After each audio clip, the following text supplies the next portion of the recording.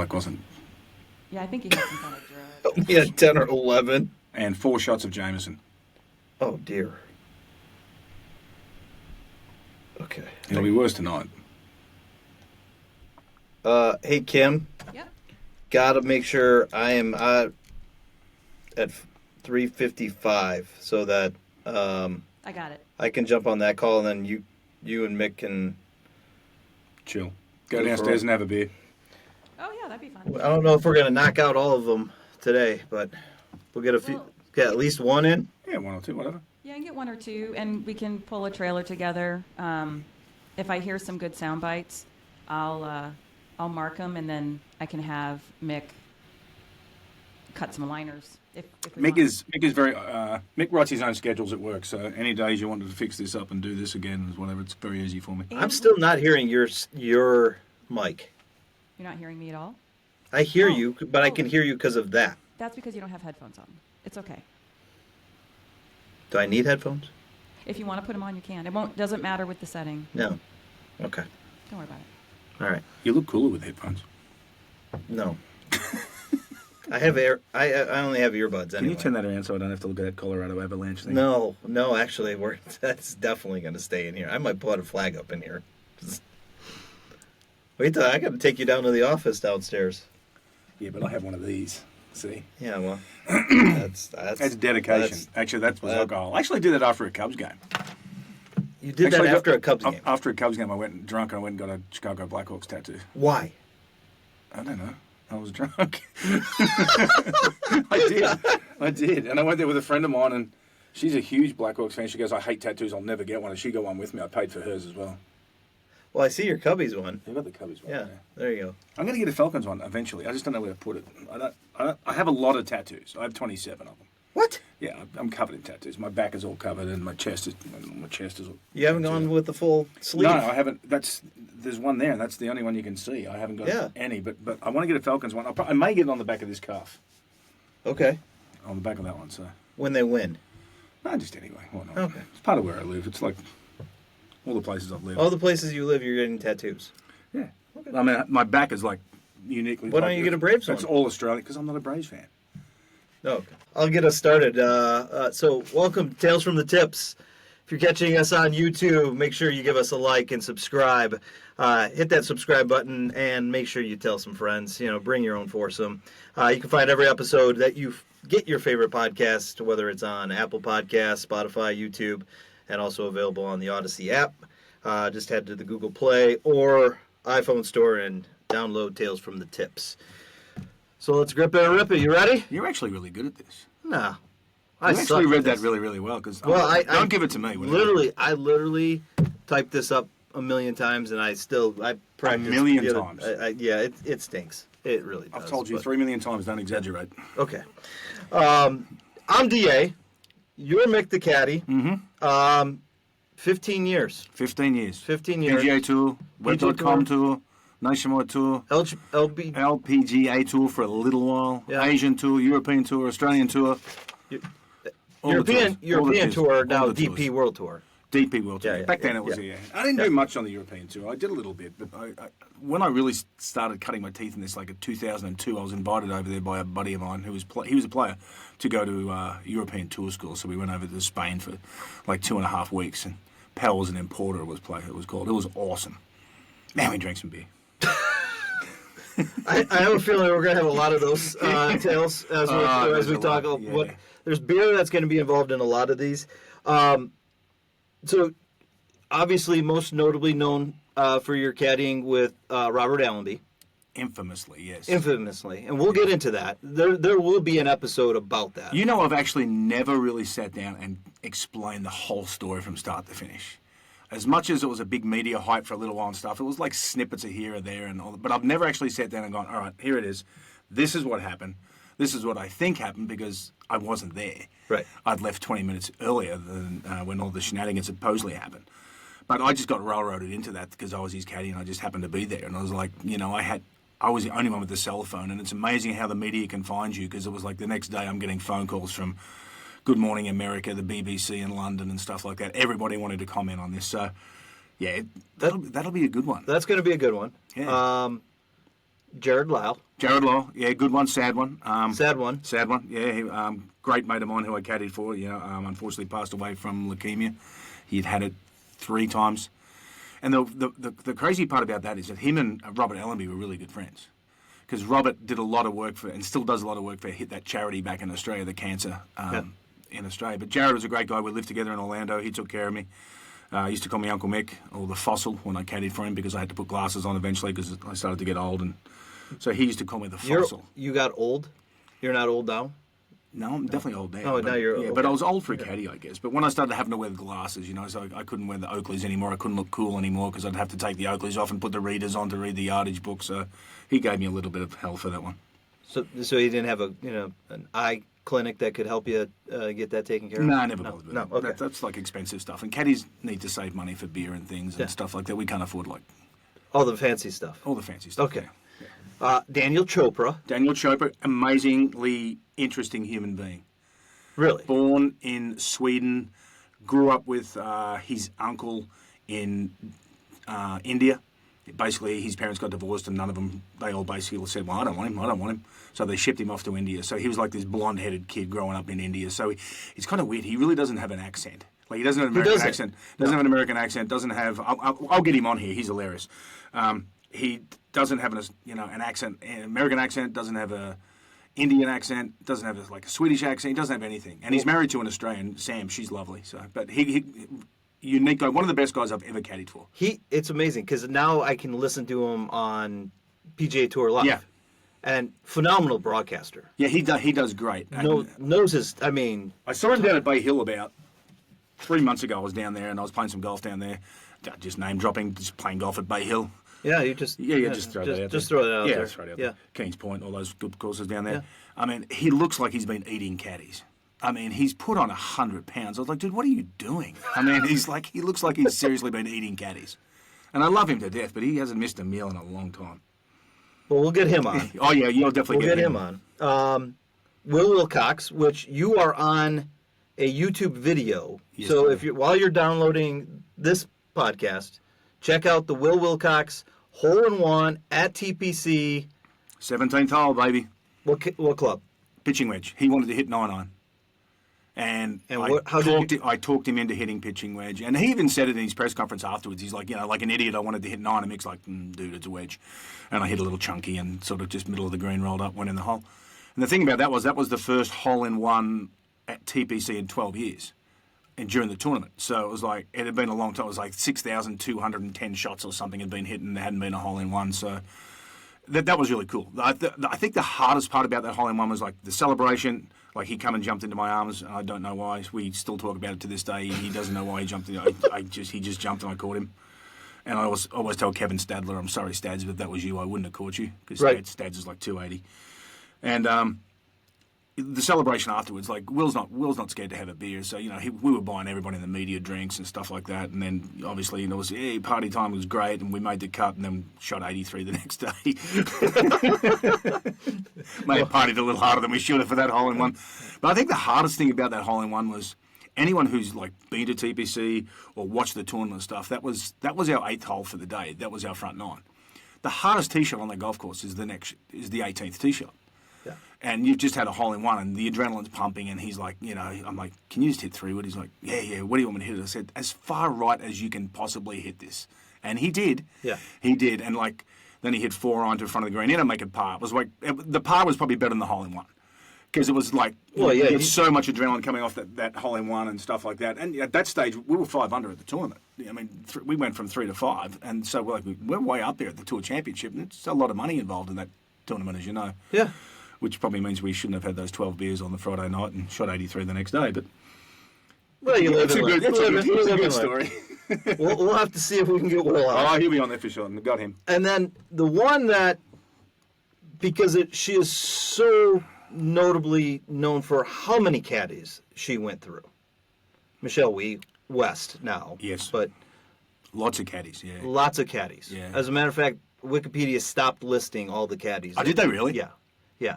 How long? No, you didn't make the list. Damn. How many rounds did you? I did 5 events with her. Okay. It was kind of weird because I was basically done. after the whole Robert Ellamy thing, it was just become too much. You know, every time you'd be out there, people asking questions, and my ex-wife at the time, well, 2 wives ago. Another episode. That could be Mark that one down for another that could be episode. another full episode of Mick Middlemore's marriages and giving Mick and his marriages. Giving away houses in America. It's great. Very expensive accent, mine. So I was basically done caddying, and I was like sitting at home, and I'm like, okay, what am I going to do? And, you know, I'd run restaurants before and stuff. I'm probably going to get into that. And I get this phone call, and it's like, this lady's on the phone. She goes, hey, can I speak to Michael? I'm like, speaking. She goes, this is Michelle Wee. And I'm like, yeah, sure it is. You know, it's like, I don't know you. How do you get my phone number? I'm like, I've had nothing to do with the ladies tour, nothing. The only time I ever caddied for a lady was a lady by the name of Sarah Kenyon. She was 16 years old. She played the Australian Open as an amateur when I was back in Australia, and I caddied for her. And she ended up playing on the LPGA Tour. Awesome girl. That was my only experience about caddying with women. You know, it's like, it was the whole different dynamic, you know, for her. It was like, you know, there's like 7 wood covers in the bag, and, you know, it's like, hey, what do you like here? Do you like the dinosaur, or do you like the Muppet thing? It's like, everything's got a different head cover. It's like, I don't know. It's like, just a little confusing. You're guessing? I'm like, I don't know. You're just pulling and guessing. But she called me, and it was just like, hey, you know, I'm looking for a caddy for just like 4 or 5 events, and, you know, I don't really want one from out here, and I'm interested. I was like, maybe, I don't know. And she's like, I'll fly you down to, you know, Orlando and come down here to Jupiter. And so I do. I get down there, and we end up playing with her, and Nellie called her, and it was like, Jessica called her, and it was like, yeah, okay, I'm interested. Okay, yeah, do this. We go out for dinner. She takes us to Tiger Woods' restaurant, and I hang out with Ricky Fowler because Ricky's a good buddy of mine. So, you know, we hung out with him. And she's like, okay. Yeah, you interested? I'm like, yeah, okay, I'll do the 4 events. And she's like, okay, where's the first one? I'm thinking, I have no idea the LPGA. She goes, first one's in China. And I'm like, you what? Excuse me? Yeah. So it was China, Malaysia, Mexico. I can't remember where the other one was. And the Bahamas.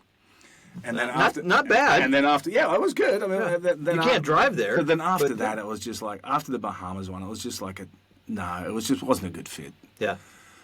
How much different is the LPGA Tour from the men's tour? The women swear more. Really? Oh, yeah. Yeah, it's actually kind of... More trash talk? Not so much trash talking, but, man, they let it go. It's like, I don't know, it's because if there's not as many people watching, there's not as many microphones around, but, boy, do they let it go. Really? They can cuss with the best. They can cuss with the best. And it was kind of cool. And it's a little more relaxed, like as a caddy, like on the PGA Tour, like we're not really, I don't know if it's changed much now, but before, you know, we're not allowed in the clubhouses and things like that. We can't go in locker rooms per se. Some tournaments you can. New Orleans, they don't care. No one, police down there, we know them all, and they're like, hey, you can go in the locker room, we don't care. Yeah. But some of the other, like, more snooty places and stuff like that, nah. Well, there is one that you and I've talked about. Oh, yeah, there is the one. We'll get into that one later. As we get closer to that tournament, we will talk about that one. That one still stings. That one, well, that has changed now too, though. That rule has now changed at that golf club. I don't think I had. Is that the Mick rule? I don't think I had anything to do with it, but I think they knew I was pretty upset about that one, that I couldn't get into the clubhouse. Well, we'll talk about. There's another one. They were talking about it the other day on a show I was listening to. Caddies cannot ride on a cart on the senior tour, Champions Tour. My bad. With the bag, but the player can. Correct. But you can't ride on the cart with the player. Correct. I have no idea. What that rule even means. It's like, I can't see why we all just can't ride, why you all just wouldn't ride in golf carts, and let's just get this over and done with. Let's just play. Yeah.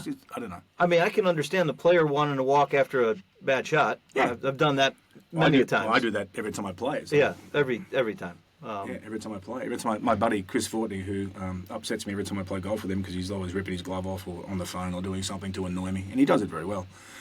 Yeah, I mean, every time I ride with him, if I hit a bad shot, half the time I'm just like, I'll walk. You know, like that grumpy attitude. Like, I'll walk, I got this. Take the cart. Yeah, take the cart. Take the cart.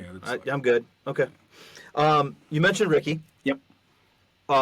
We probably should at least, I mean, this podcast is going to come out a little bit after the baby was born. Yes. So, if you want to say anything to Ricky, I will. I'll mention it to him for certain.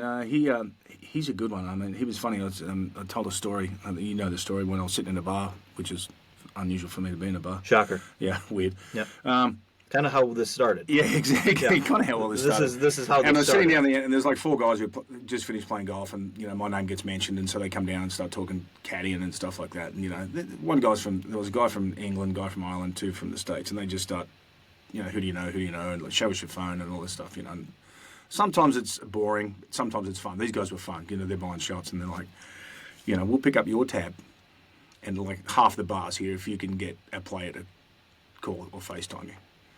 So I just shot Ricky a text, and 2 seconds later, he's FaceTimed me at the bar, and these guys were like freaking out. It was like weird. It's like you just come into some little bar in Ackworth, Georgia, and all of a sudden they're getting FaceTimed by Ricky Fowler. It was really cool.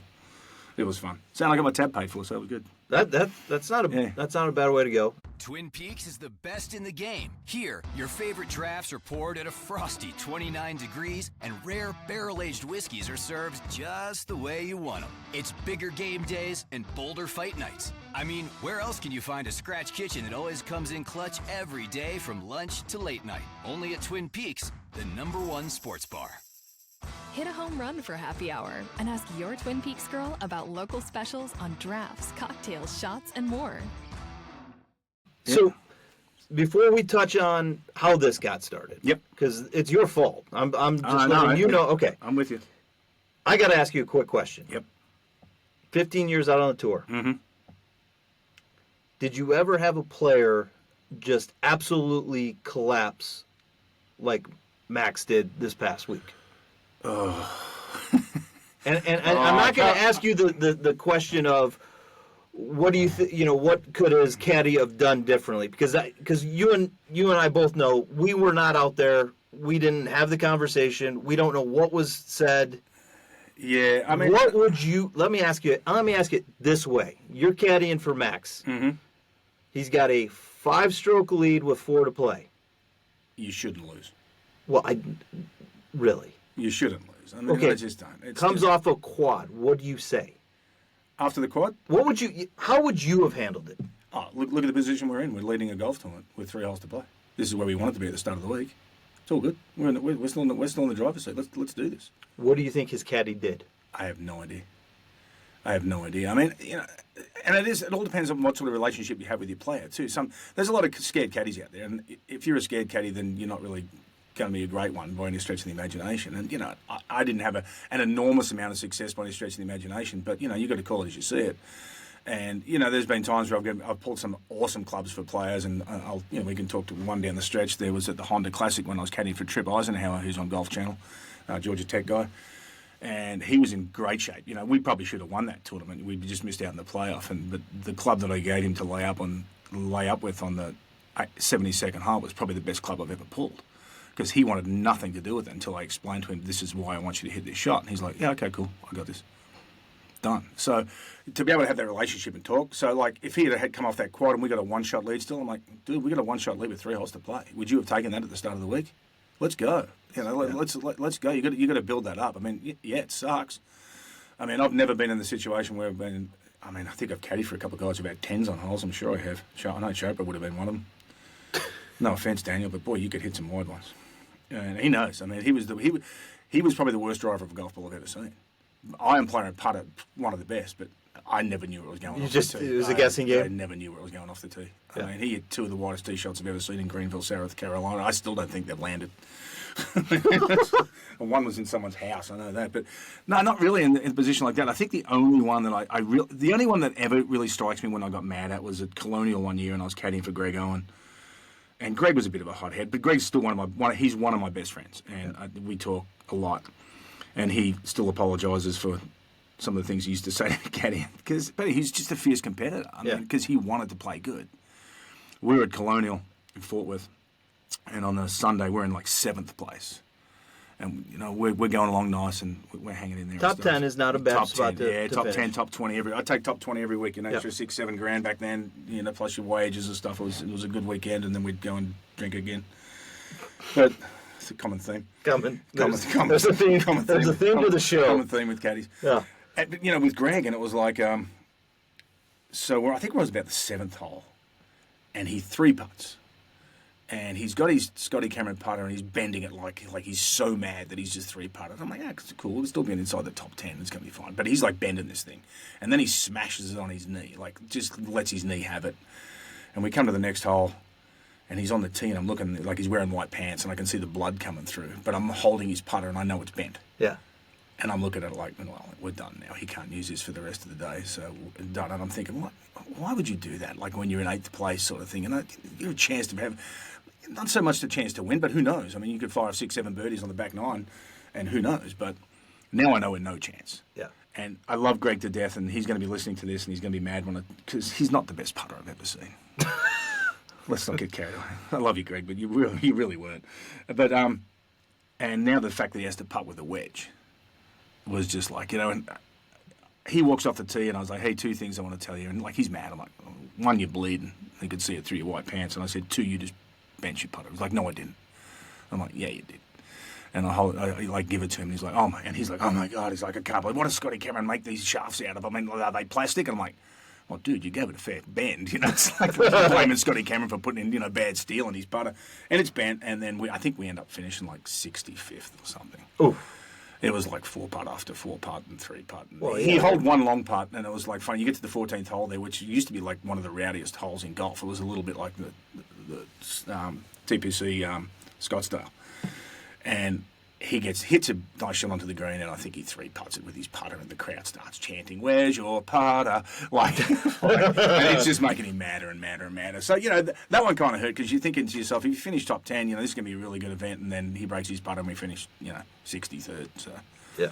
But there's nothing you can say. There's nothing. No. There's just nothing. There's nothing. There's nothing you can say. It's like, hey. I don't think there's anyone that has played a competitive round of golf that hasn't damaged a club in their bag. Beast. I still don't have an 8-iron because I snapped one. So speaking of, I did the high school golf. I came back, whipped my putter into my bag, bent my 8-iron. And that's it. And I literally, when I went to pull it out on the very next hole, she was crooked. And I'm like, well, that one's out of the bag. That's it. You're done with it. Now, you talk about my dad was fuming at me that night when I got home, and I told him. And when he proceeded to ask me what happened, and I proceeded to tell him, well, I lost my temper. Uh-oh. Yeah. Guess who was paying for that? Yeah, that new shaft. You paid that. I used to be bad with He wasn't wedges. paying for that one. I used to be bad with wedges and like 56-degree wedges. I used to snap them all the time. I was the king of breaking wedges, just like 56-degree wedges and stuff. Like I'd have like an easy shot into green and then just, that's no good. I've never been a I would $400 putter. I would just, I've never been a $400 putter. But I would just snap them over my knee kind of thing. So we're here. We are here. Because of beer. Funny enough, yeah. Hey Man, of course. It was Hey Man. Yeah. I'll kind of let you tell the story on how we got there, and then and why we're here today, because you became a market sensation pretty quickly. I wouldn't go that far. When you have a program director actually come to you. Now I'm on the sales side, and we're not going to get into specifics of what we both do outside of this place. Okay. But when you have a program director come to you and say, hey, do you think your client should do a show? It was good. Yeah, it was. I used to be. I was a general manager at Taco Mac in Woodstock for a while, and then I got you guys to come into the. I got Dukes and Bell to come in and basically just do a show in there because one of my customers wanted that to happen. So I was like, yeah, I can make that happen, I think. I'm not the most computer savvy person, but I know how to work the internet. And on we went and found you guys, and all of a sudden we were doing a show, and then Tuesday, October 24th. Is that what it was? Yeah. Man, you're good with dates. I have the email. I know you've written down. But and I was like, I just was going to get you guys in there and stuff like that. Then we hooked up, just started talking about golf and stuff like that, and then the whole caddy thing started, and then all of a sudden I think a few drinks had happened, and they let me on air for some reason. Yeah. Because it's really hard for me to talk an hour without cussing. I know. I mean, and that was my biggest fear. Yes. To the point where I was telling the engineers on site when they were ready. Yeah. No, but it's funny. I've always been pretty good like that. I mean, I can turn it on, turn it off. Like I can be like cussing like an Australian sailor, and all of a sudden someone says, "Okay, we're going to put a microphone in front of you," and then it's pretty cool. You just turn it off. I just turn it off. It's all gone. But I know when on the way home tonight, I'm probably going to be swearing to myself to catch up for those swear words that I missed during the day today. So, well, that's good. 1 hour stuff like that. But so we just started talking about, you and I just started talking about golf and stuff like that, and there was no real sort of many golf shows that I'd been listening to and stuff like that. So it just I got on air with Dukes and Bell, and we just sort of started telling some. I think it was my Tiger Woods story. Yeah, your Tiger Woods. Well, your Tiger Woods made it the second. Was it the second one? The second time. Yeah, you're. What was the first one? I can't remember. Remember there was drinks. The one that we were talking about earlier. Okay. Yeah. Yes. Yeah. So and then you and I just hit it off, and then we just started talking about trying to get this thing rolling, and now we have this lovely, talented lady out the front there. She's not saying much. No, she's actually hiding now. Is she? Off camera? It's because I don't know much. So What? I don't know much. She doesn't know much. That's what she doesn't know saying, much. Like, what is that? What does that mean? What is that? I'm just going to let it roll. We're going to have to get you on the golf course at some stage. I've been told I have no hope. I had a pro golf instructor tell me there's no hope for me. So I can't even play top golf, if that gives you any indication on how bad I am. Yeah, but you can drive the cart and drink a beer with us. I might play better that way. Well, no, I do. So that's pretty much how it all got started, and then we just it kind of snowballed, and then you guys have been back out to Taco Mac like every month, and we always catch up and have a beer, and we started talking about this, and now here I am sitting in the studio. Yeah, we're here, and we're going to be telling stories. Lots of tales. I've got some good ones. I've got some really good friends of mine who still caddy on tour, and Scotty Schilfer's caddy, Teddy Scott. Justin Rose's caddy, who has more stories than you could ever imagine. Probably one of the funniest men I've ever met in my life. And you talk about playing hard and caddying hard. He started caddying for Laura Davies. He had like 26 wins with Laura on the LPGA Tour, and he won with Rosie at Merion in the US Open in 2013. And Fucci, Mark Fulcher, great guy, one of my best friends, even though he's English. I can overlook that. We'll let that slide. We'll let that slide. I'm trying to think of what else we can talk about. I do want to bring up a quick little story that I have, and it's Juan Antonio Rodriguez. I know you're looking at me kind of confused. I will say I am confused. Chi Rodriguez. Ah, legend. Never met the man, but what a personality. How much fun to watch. By the way, my story very simple. 1993, I'm a senior in high school golf back in Michigan, back in the Detroit area. We're fortunate enough to work the U.S. Senior Open at Oakland Hills South Course. Good golf course. Jack Nicklaus ends up winning the tournament over Chi. But we got blessed to have a bunker lesson with Chi Rodriguez. So we're sitting there, and I mean, he is showing you every shot that there was. And I mean, talking through everything, what he's looking at, the sand, the everything. He's laying it all out. He wraps up the 30-minute little lesson, and we're all sitting there, a bunch of high school kids just staring at this guy. And he's standing there, and he drops a ball right next to his right foot. And he's got his putter in his hand. So we all know what's coming, right? We know what's coming. And he takes it and he goes, now. And he's looking around. He goes, well, nobody's looking. Nobody's looking. He goes, and he takes the back of his putter, gets underneath the ball, scoops it, throws it back over his shoulder, on the green, rolls, and it dunks. And it goes in, and swashbucklers, Chi goes. And I am telling you, we were roaring. So, yeah, we lost a great one. We did lose a great one. He was like everything. No one's ever said. I've never heard anyone say a bad thing about him. No, but he's just one of those fun guys. He made it fun, and it's just you've got to have those guys. I mean, golf needs that kind of thing. Oh yeah, they need that kind of fun dude. I mean, like the John Daly's of the world and stuff like that people can relate to. The personalities that were out there. And as much as Scotty Schilfer's like probably one of the best golfers, he's having probably the best year outside of what Tiger Woods and stuff. Yeah, Scotty's all business. Yeah, like Tiger was, but he's fun to watch. But the personalities and the Chichis and stuff like that, Lee Trevinos and stuff of the world, hilarious. Just loved it. And that's the one thing we will touch on it. Personalities on the tour these days, and I think you're starting to see the end of it as these guys become more. I don't want to call them robotic.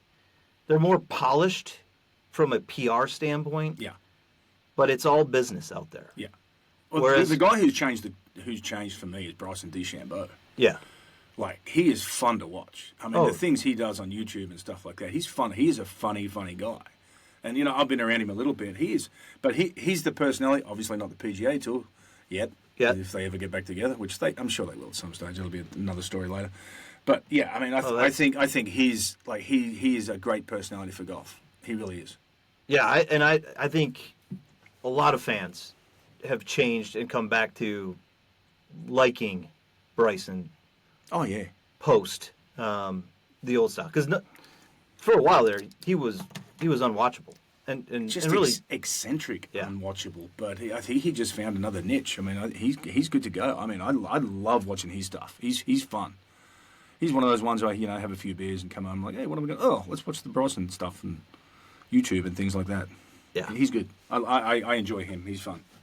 So next time, our next episode, Yes. we're going to get into why you're globally famous. Okay. All right? Yeah. All right. So, with that said, Could be infamous. I don't know if it's famous. Infamous? Infamous. well, thanks for listening to Tales from the Tips. New episodes drop weekly. Hope to catch you next time. This was Tales from the Tips. I'm This GA. That's Mick. I'm Caddy Mick. We'll see you later. See you guys. Appreciate you.